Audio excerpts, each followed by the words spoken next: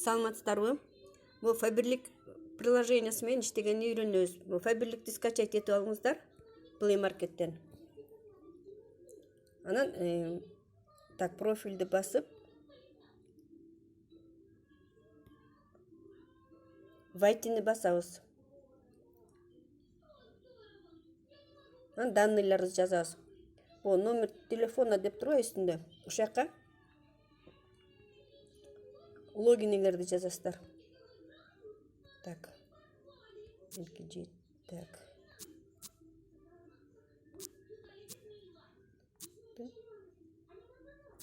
965. Паролун жазасыздар.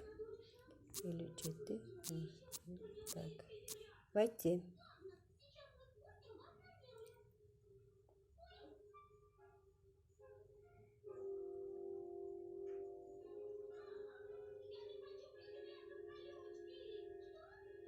Окей.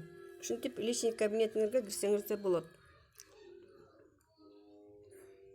Анан бияктан товарларды көрсөк болот. Вот товарды басып.